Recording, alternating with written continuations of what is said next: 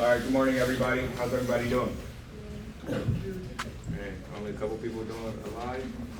Everybody good? Everybody excited for EAP? I'm H1 Nally. I work at Naval Medical Forces Atlantic. I'm here to teach you a little bit about this. Bumed Instruction 5450. Anybody know about this? Anybody seen this before? What do you know about it? At least in my prior studies of advancement, I was always reading into that instruction, and I know it's for like all the echelon levels and how they break down the echelon levels. So who's at the hospital right now? Who's not at the hospital? Like who's at, like, you guys at ships?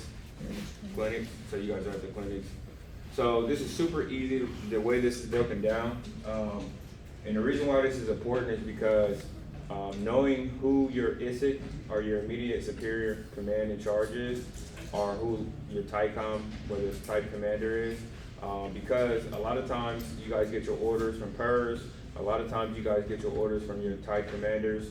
Everybody who's at the clinic knows that technically you're under Portsmouth, correct? And then Portsmouth is technically under the region, which is Naval Medical Forces Atlantic, right? Who's then under Bumed, right? Who's then under CNO or OPNAV, right? Super easy. This is gonna go by really quickly. And I'm gonna teach you guys the easiest ways to remember this because it's gonna show up on your exam, but it's only gonna ask pretty much maybe 2 questions, right? Usually the ones that I've seen is what is CNO or OPNAV, and then what is Bumed. Everyone knows what Bumed does, right? What it means and everything like that, right? Who does not? Raise your hand. You don't know what Bumed is? So Bumed is the Bureau of Medicine and Surgery, right? Obviously, that's where the Surgeon General, who's in charge of all Navy medicine, is at. That is our Echelon 2, who's directly under pretty much. It used to be a 3-star, now it's a 2-star. Technically it's under DHA, but it's still, the way it goes is he's technically under CNO OPNAV, all right?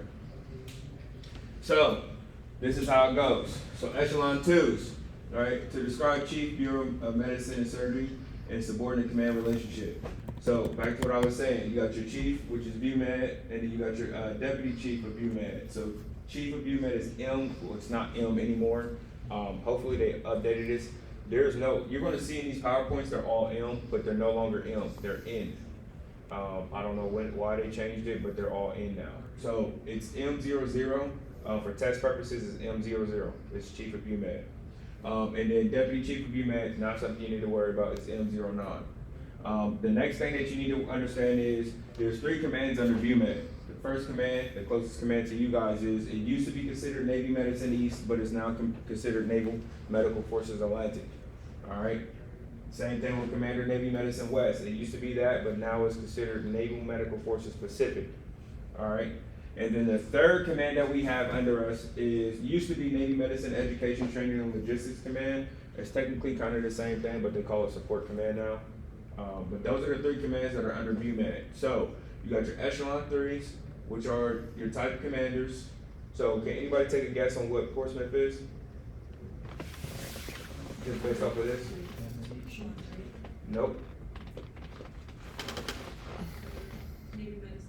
No. Well, so it's under Navy Medicine East, but can you tell me what echelon it is? Echelon 3. Nope. Echelon 4. So if you pay attention, the closer you get to you, the higher the number gets. So Portsmouth is an Echelon 4. Then you have, who's a part of EMF Juliet? EMF Juliet is an Echelon 4, or Echelon 5. All right. So the policy is Navy Surgeon General serves additional duty as Chief of Bumed. All right. So this is where I was saying he's the Surgeon General. So I know this is going to be on your test. The Surgeon General is what? N093. I have seen that on my exams, second and first class exam, as well as my chief exam. So remember that number, N093, because even though if I go back, right, we just said that the Chief of Bumed was M00. And then it just says, the Surgeon General serves additional duty as Chief of Bumed. So technically, when you see both of those, don't get it confused. The Chief of Bumed is separate from the Surgeon General, but it's technically the same person. He just dual-hatted. He has 2 Dual-hatted. separate responsibilities. That is it. So if you see N093 or M00, understand that that is Bumed. It's something that has to do with Bumed. Easiest way to remember it. All right. Chief of Bumed will continue to provide guiding principles and overarching policies for Navy medicine. Organizational structure changes are only authorized by Chief of Bumed. So recently when we had Admiral Gilliam, he changed the policy from being M's to N's. All right, so responsibilities. Echelon 3 commanders have responsibility for reviewing the organizational structure, i.e. if you are under, let's say overseas, anybody know who NMRTC Sigonella is under? Anybody want to take a guess? Nobody? What coast is that on? Nobody know?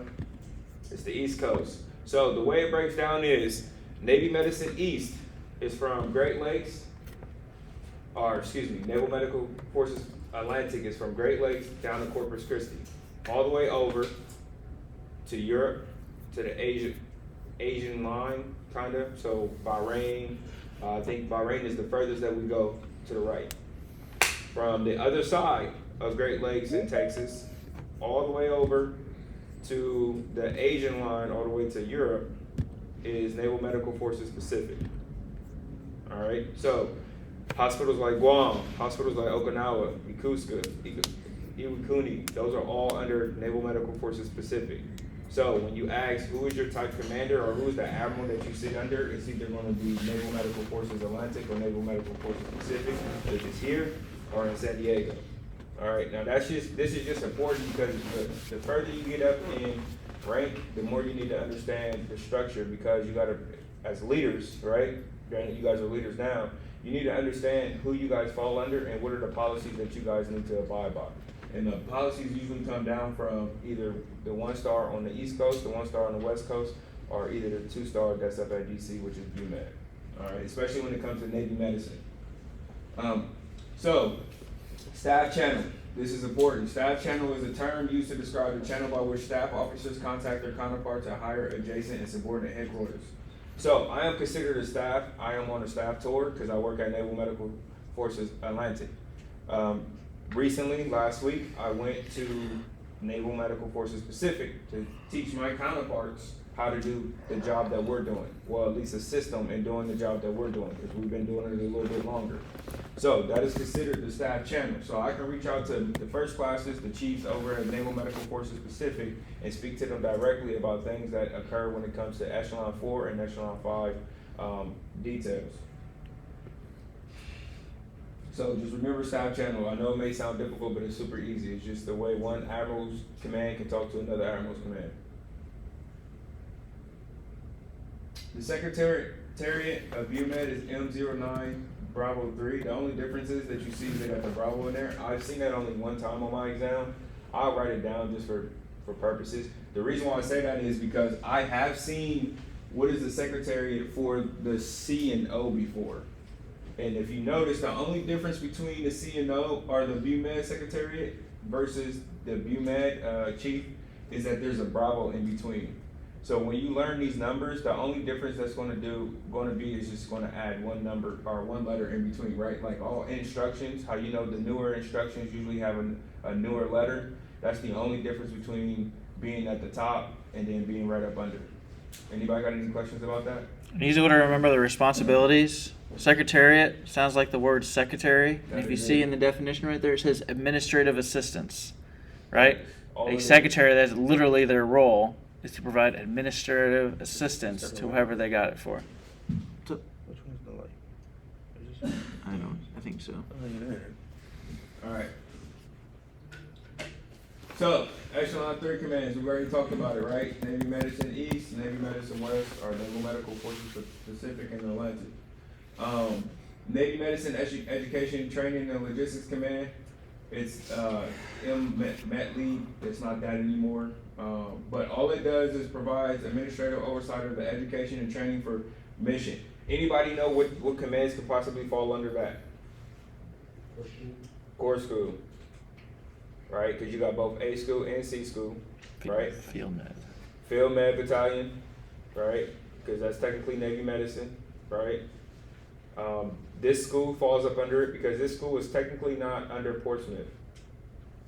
The SARP, what is it, SARP? Is it SARP school that's there? Yeah, SARP Yep. school, right? SARP school is technically not under Portsmouth. It is under the Education and Training Command, right? So just remember, you got your two commands where you actually work, and then you got your one command that actually trains you. So remember, if you go to any A school, C school, any follow-on school prior to either getting new orders or prior to leaving the command, that's gonna be under that third command, which is under Echelon 3. Easy way to remember it, Echelon 3, there's 3 commands. So you got Atlantic, Pacific, and they support our training command. If you remember that, it's BUMED is 1, then 3 up under it. Now it's a little bit more difficult when you get to the Echelon 4 and Echelon 5 because there's so many. And then you got Navy Medical Logistics Command, where we get our supplies. It's technically considered NIMRLIC now, and it's technically under us, under Atlantic. It's no longer under this command anymore. They kind of separated them. I don't know why. Don't ask me. But that one's up in Yorktown. So if you ever have to go and get deployed, that's where we get our supplies at. It's a big old warehouse up in Yorktown, right up the road, that has all the gear that we'll need if you ever get deployed. One of the things is if you are in the Pacific, you do have to fly back over here to get it, and then they'll ship you out to wherever you need to go if you get deployed. So just kind of, you don't really need to, that's not really important, but it's just always something good to know. All right, so Naval Medical Logistics Command. All right, the easiest thing to remember about this is NAVMED LOGCOM. Everyone understands that everything in the Navy is always shortened for something, correct? If you remember log, just remember logistics. Everyone understands logistics is supply, correct? That's all you gotta remember. The commanding officer serves as BUMED M46, reporting directly to Deputy Chief, Fleet Support and Logistics Command. I've never seen the M46 and M4 on the exam, but if you notice, so the Deputy Chief of Fleet Support and Logistics, right, is at BUMED. If you pay attention, like I said earlier, the only difference between one person and the one person right below is they always add something second to it, right? So this person, the CO, reports to the deputy. The deputy is higher than the CO because he usually when you have so everyone's heard of like the deputy CNO, the deputy or the undersecretary. You got your deputy commanders, your deputy directors, right? There's always going to be one person that sits up top, and there's always going to be a gang of people that they split every single thing in so that only one person is in charge of everything, right? So when it comes to supplies, the CO of MedLongCom is that person. So M46 is for supplies. Think of it in that way. And then M4 is the person that works at BUMED that's in charge of all supplies when it comes to Navy medicine. Easy to remember that code too. What's our 4000 series of SSIC codes? Logistics. Super easy. You guys understand why SSIC codes are super important, right? If you learn the SSIC codes, you'll learn every single instruction that you need to worry about, right? Really, for our exams, there's usually only 3 SSIC codes that you need to really worry about. It's 1,000, 5,000, And 6000. and 6,000, right? And then if you understand the instructions up under that, it's super easy. So M4, 4 is logistics, just like that. All right, this is just going over the responsibility. Just understand that logistics command is over all supplies, whether it's contracts with any outside entities, such as the people who kind of like make our uniforms. Granted, it may be that's on a bigger level, but just think about it when it comes specifically for our supplies as well. When it comes to Navy medicine supplies, the contracts that we have with different companies like that. And then that's it. Anybody got any questions? Like, I remember from the gym, there weren't that many, but essentially it was just questions regarding like the role. Like, there would be like organizational changes are authorized by who, or like who's in charge of the day-to-day responsibilities. Is there any way, like, or any like advice you have for differentiating whose role is what? Yes. So say that question one more time. So essentially on the test, like, I feel like a question would be phrased, like, it would give you like what can be done, like who's providing guiding principles and overarching policies for Navy medicine, and like the answer would be like chief of BUMED. Is there any way to like easily distinguish that between? Super easy, right? BUMED, chief of BUMED is over all Navy medicine. All Navy medicine. When you think about the certain commands, you got to think about who's in charge of those certain commands, right? So let's say they say who's in charge or who's responsible for, because a lot of times you're not going to see like M4 maybe over M46, but M46 is the one who's directly making those, I guess you could say, hand-to-hand contact with the personnel when it comes to supplies, right? So even though M4 is in charge of it, but M4 is not the one that's actually doing it. So BUMED, just remember, the Surgeon General, the chief of BUMED, is always in charge of all Navy medicine. Now you got to think about it when it comes to command levels, because they talk about certain commands, right? You got to look in the question and see exactly what they're asking. A lot of times it'll say overall, or a lot of times it'll kind of have like certain things like local, right? So you got to think about who will make the local policy for. If it says local policy, 9 times out of 10, they're talking about more specifically a command. If they're talking about overall, 9 times out of 10, they're talking about who's the big guy in charge. But what was you about to say? You was about to say something else. I was. The first thing, right, is seeing the specific responsibilities they're talking about, right? So I'm going to tell you this as you're going through your instructions, because this instruction right here is going to help make a lot of your other instructions make sense. Anybody ever read through the first couple pages where it's talking about Echelon 2 commands are responsible for this, Echelon 3 and 4 3 through 5 commands are responsible for this, right? There are key words, and I'm going to hit them as we're going through the course, right? You see the word establish, right? More times than not, when you're establishing something, like a program, it's going to be your CO. Now, if you are pushing out an entire program and have oversight, that's going to be BUMED, especially if it is a Navy medicine related type program, right? So literally, as you're reading the questions and you're seeing what that responsibility is, you're looking for those key keywords that are in there to let you know what echelon you're talking about. Because as he's saying, the higher echelon people are the ones that are pushing out policy. There's those ones as you get down to your Echelon 3, Echelon 4 commands that are starting to do the day-to-day tasks, right? So I hope that makes sense to y'all. It's going to make sense as we're going through the course because I'm going to hit it every single time we see it on a slide. But knowing those echelons and what each one does, if it's the policy itself or actually just establishing a program and appointing a program manager, will make more sense as you're trying to break down those questions on the test. When you guys go through EAP, try to always connect the dots, right? So like how we just talked about the SSIC code and number 4 is logistics. As you go through, pay attention to stuff like that, right? Because it's going to be small tidbits that somebody will teach you during another presentation that allows you to connect it to the next one. If you pay attention to stuff like that, it'll make the job the exam a lot easier, because then you can come back and memorize, I remember we was talking about logistics M4. So if you break down the questions and break down the test based off of what's being said, the answers is right there. All right. Good luck. I see y'all later this week. I think I see y'all tomorrow. You got a question?